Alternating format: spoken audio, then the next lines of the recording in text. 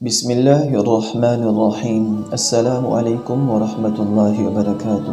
پیارے دوستو، امید کرتا ہوں آپ خیر و عافیت سے ہوں گے، اور اللہ رب العزت سے دعا کرتا ہوں اللہ آپ کو ہمیشہ اپنی رحمت کے سائے میں رکھے، آمین۔ دوستو، ویڈیو کا آغاز کرنے سے پہلے آپ سے ایک چھوٹی سی گزارش۔ اگر آپ ہمارا چینل پہلی بار دیکھ رہے ہیں تو آپ نے چینل کو سبسکرائب نہیں کیا تو ضرور سبسکرائب کر لیں، اور ساتھ ہی لگے بیل آئیکن کو بھی پریس کر لیں۔ ہر مسلمان کو چاہیے کہ اس زمانہ میں قرض لینے سے بہت ہی زیادہ بچے۔ اگر کسی وقت قرض کی ضرورت پڑے تو پہلے پوری کوشش کر لے کہ جتنا اپنے پاس ہے اسی سے کام چل جائے، اور صلاۃ الحاجہ پڑھتا رہے اور دعا مانگتا رہے کہ ہے اللہ قرض سے بچا دے۔ پھر بھی بہت ہی مجبور ہو جائے تو قرض واپس کرنے کی پختہ نیت کے ساتھ قرض لے، کیونکہ حدیث شریف میں آتا ہے کہ جو شخص قرض لے اور اس کی نیت واپس ادا کرنے کی ہو تو اللہ تعالیٰ قیامت کے دن قرض خواہوں کو مقروض کی طرف سے خود ادا کر دیں گے، یعنی ان کو راضی کر دیں گے۔ اس کے علاوہ قرضہ لینے سے پہلے یہ سوچ لے کہ قرض کی ادائیگی کی صورت کیا ہوگی۔ قرضہ لینے کے بعد اس کو اپنی کاپی میں لکھ کر رکھے اور اپنے گھر والوں کو ضرور بتا دے، تاکہ انتقال کے بعد ورثین کو پتہ رہے کہ اتنا قرض فلاں صاحب سے لیا ہے، ان کو واپس کرنا، اور اتنا قرض فلاں صاحب کو دیا ہے، ان سے لینا ہے۔ اسی طرح اگر کسی کو قرض دینا ہو تو اگر ہدیہ سمجھ کر دے سکتا ہے تو دے، اور واپسی کی امید نہ رکھے، کہ اس زمانہ میں بزرگوں کا ارشاد ہے قرض لے کر لوگ واپس دیتے نہیں ہیں، لہٰذا اگر ہدیہ سمجھ کر دے سکتا ہے تو ضرور دے، ورنہ معذرت کر لے، کیونکہ قرض دینے کے بعد واپس نہ ملنے پر جو باہمی نجاقیاں و طرفین میں اختلاف ہو جاتا ہے، اس سے بہتر ہے کہ ابتدا ہی میں ایک مرتبہ انکار کر دے۔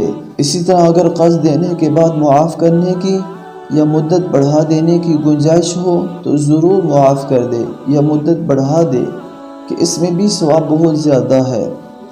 اسی طرح اللہ تعالیٰ نے مالی گنجائش دی ہو تو کوشش کریں کہ دوستوں اور رشتہ داروں کی اس طرح مدد کرتا رہے کہ قرض مانگنے کی نوبت ہی نہ آئے۔ جس پر قرض ہو اور قرض کی وجہ سے پریشان رہتا ہو تو اسے چاہیے کہ یہ دعا اہتمام سے مانگے اور گناہوں سے بچتا رہے۔ انشاءاللہ اللہ تعالیٰ قرض سے نجات دے دیں گے اور رزق حلال فراوانی کے ساتھ عطا فرمائیں گے۔ آپ بھی اس دعا کو میرے ساتھ دہراتے جائیں۔ اللہم انی اعوذ بک من الہم والحزن واعوذ بک من العجز والکسل واعوذ بک من الجبن والبخل واعوذ بک من غلبۃ الدین وقہر الرجال۔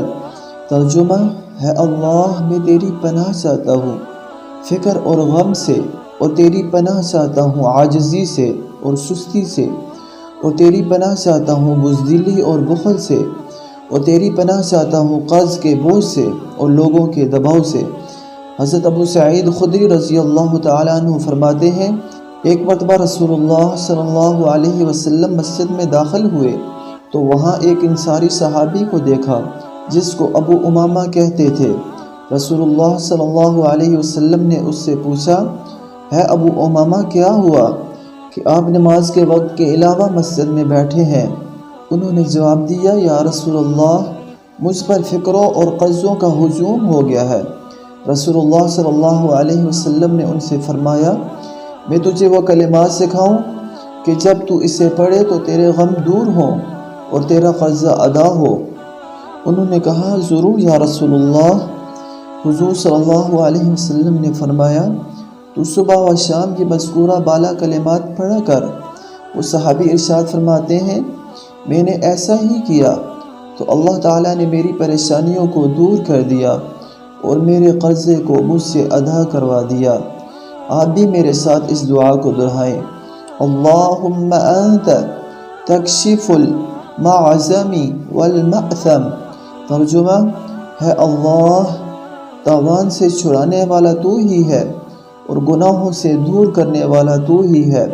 حضرت معاذ بن جبل رضی اللہ تعالیٰ عنہ سے روایت ہے کہ ایک مرتبہ نبی کریم صلی اللہ علیہ وسلم نے جمعہ کے دن مجھے نہیں پایا۔ جب آپ صلی اللہ علیہ وسلم نے نماز پڑھائی تو میرے پاس تشریف لائے اور ارشاد فرمایا اب جمعہ کے دن کیوں نہیں آئے؟ میں نے کہا یا رسول اللہ، میرے اوپر ایک یہودی کا ایک اوقیہ چاندی قرض تھا، میں آپ کے پاس آ رہا تھا لیکن راستے میں مجھے اس نے روک دیا۔ بس آپ علیہ السلام نے فرمایا ہے معاذ، کیا میں تجھے ایسی دعا نہ بتلاؤں کہ جس کو تو پڑھے اگر تیرے اوپر سیر پہاڑ اور ایک روایت کے مطابق احد پہاڑ کے برابر قرض ہو تو اللہ تعالیٰ اسے ادا فرما دیں گے۔ پھر آپ علیہ السلام نے یہ دعا تعلیم فرمائی، آپ بھی اس دعا کو میرے ساتھ دہرائیں۔ اللہم مالک الملک تؤتی الملک من تشاء وتنزع الملک ممن تشاء وتعز من تشاء وتذل من تشاء بيدك الخير إنك على كل شيء قدير رحمن الدنيا والآخرة تعطيهما من تشاء وتمنع منها من تشاء ارحمني رحمة تغنيني بها عن رحمة من سواك۔ ترجمہ ہے اللہ ہے اقدار کے مالک، تو جس کو چاہتا ہے اقدار بخشتا ہے اور جس سے چاہتا ہے اقدار چھین لیتا ہے، اور جس کو چاہتا ہے عزت بخشتا ہے اور جس کو چاہتا ہے رسوا کر دیتا ہے۔ تمام تر بلائیاں تیرے ہی ہاتھ میں ہے، یقیناً تو ہر چیز پر قادر ہے دنیا و آخرت کے مہربان بادشاہ۔ آپ جس سے چاہیں دونوں دنیا و آخرت عنایت فرمائیں اور جس سے چاہیں دونوں کو روک دیتے ہیں۔ میرے اوپر ایسی رحمت فرمائیے جس کے ذریعے سے آپ کے ماں سوا کی رحمت سے مجھے مستغنا کر دے۔ امید کرتا ہوں آپ کو آج کی ویڈیو پسند آئی ہوگی۔ اگلی ویڈیو میں پھر حاضر ہوگا۔ اللہ نگہبان۔ السلام علیکم ورحمۃ اللہ وبرکاتہ۔